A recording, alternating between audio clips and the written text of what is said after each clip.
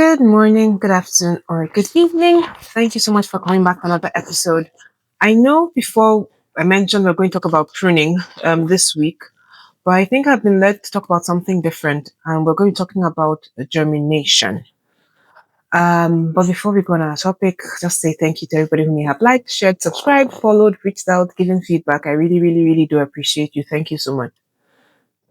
So today we're talking about germination, and as I was doing a little bit of research into germination, it's the idea of seeds. The germination process involves the seed being under pressure before it bursts and starts the journey of producing growth. So when you think about germination, the question that comes to mind is, what pressure am I going through that is currently shaping my growth? And our Bible scripture will be taken from John 12:24, where it says, "Very truly I tell you, unless a kernel of wheat falls to the ground and dies, it remains only a single seed. But if it dies, it produces many seeds." And then, looking at germination and thinking about it, it's more of it's like the beginning of transformation. That's the one thing that really struck me. And then the funny thing about germination is that it happens out of sight, really beneath the surface, in darkness. And what it needs at that point in time is a little bit of moisture, which allows the seed to awaken and comes in life. That's what the generation of life or beginning of life. And thinking about it, most significant seasons of growth in our lives really begin when we feel pressed or as a result of a journey or some form of pressure. And reflecting as well, when you see the pressure usually is uncomfortable and it's hidden, but through that process, it activates and awakens something that is already within us. And then, also when you go back with the idea of seeds as well, a seed never germinates on the surface. It must be buried, covered, and pressed by the weight of soil before it starts. The outer shell has to be softened and then it cracks. And then that's what allows the process of life. So the breaking process is a painful thing, but it's actually the beginning of something else, something better. And without pressure, the seed remains dormant, unchanged, and unable to grow. So looking at it and then just still reflecting is just looking at it in our lives, the growth follows the same pattern. God will use seasons that feel heavy, hidden, confining, or pressure to awaken what He has already planted in us. Trials tend to soften our dependence on self and deepen our reliance on God.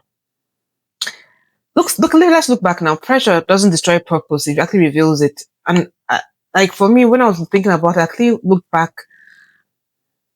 and realized that some of the greatest milestones that have happened in life was through a process of pressure. And then it all comes out. So let's now look in terms of practical examples for how it relates with seeds. And you guys will manage this, my AI generated video, because I didn't want any copyright issues and I'm new to it. But looking at it, it comes in two forms. There's one where it's breaking beneath the surface, and that's it for the seed itself.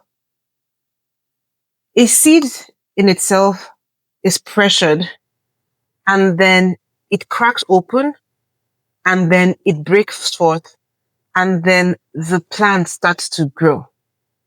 So that's what's happening within the seed itself.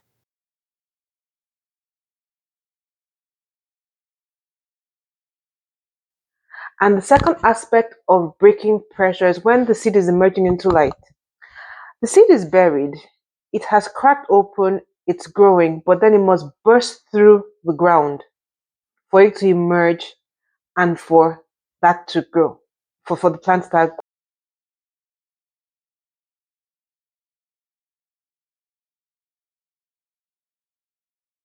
growing. So think about it in terms of life.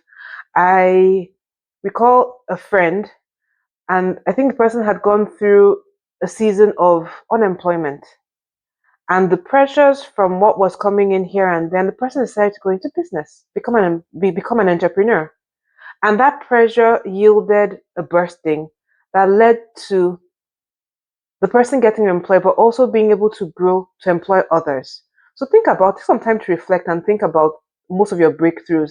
They've actually come through, I want to believe they've actually come through a season of pressure or a little bit of discomfort. So we'll be talking about the 5 steps to transform pressure into growth. And step 1 is first things first, to recognize the purpose of pressure. Instead of interpreting pressure as punishment or setback, begin to see it as preparation for growth.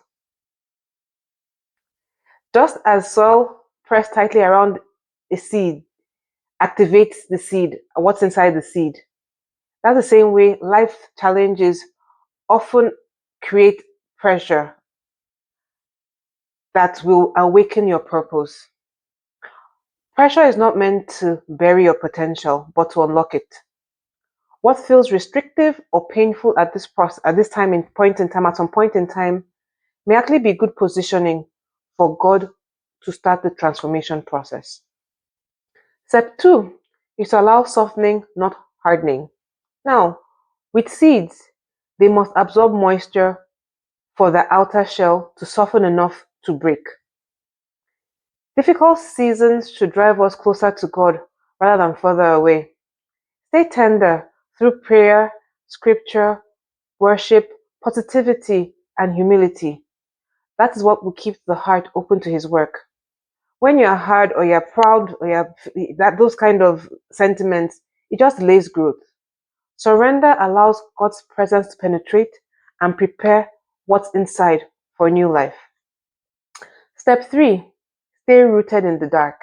Now, germination happens underground where no one sees the progress. In the same way, God often works deeply in hidden seasons before there's public evidence. Think about now, when you hear people's testimonies or when you see what they've achieved, when they tell you the story, most of the work they started was started behind the scenes, somewhere hidden where nobody saw it or was able to see it. In those hidden places, you need to remain steady in faith and understand that that darkness or that hidden place is not abandonment, it is development. And that dark place or that development process is what will allow the harvest to be sustainable. You've learned. You're equipped now to know what to do when the harvest comes. Step 4 is to release the whole old form. Now, a seed cannot grow while remaining whole. Its shell must crack and separate for life to emerge. This just reflects the need to let go of old identities, limiting beliefs, fears, or habits that no longer align with God's divine direction and the new phase you are growing into. I would say, like the easiest thing when you go some of these things is like the idea of healthy living. You started on path of healthy living. You won't go back to eating junk food all the time now. You release the old form, all things have passed away. It's something new. That's what you're focusing on. So let go of the old. And then step 5 is to expect multiplication after breaking. And germination is not simply survival, it's preparation for fruitfulness. Every seed that breaks open carries potential to produce far more than itself. We discussed this during the idea of impact. That one seed that has broken forth, when it germinates and yields, it will yield multiple seeds from that one thing, from that one cracking. So think about it and just be encouraged that whatever feels like strain today is often the beginning of multiplication for tomorrow. So, action item, let's give ourselves a little bit of homework for this week. So for this week, identify one area in your life where you feel pressure or discomfort and bring it to God each day this week. And instead of asking for relief, ask Him for what He is developing or strengthening through it. After praying, take a time out and to meditate, reflect, and journal any thoughts or scriptures that come to mind.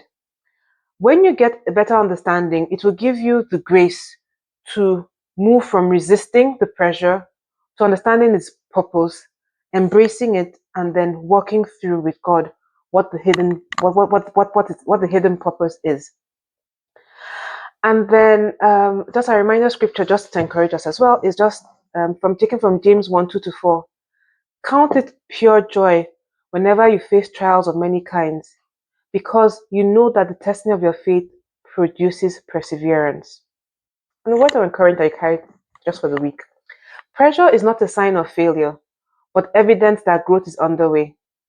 It is quietly awakening purpose beneath the surface as you remain rooted, open, and trusting God's process. It is often the doorway God uses to invite you into deeper purpose and awakens the unseen strength God has already planted within you. So, let's see. I'll just, my own words now. Pressure is the start of transformation. Embrace it. Look for how you can turn that pressure into breaking forth and germinating that seed that is within you. Thank you so much for watching. Feel free to reach out with additional resources, and please don't forget to like, share, and subscribe. Thank you so much and have a wonderful day. See you next week.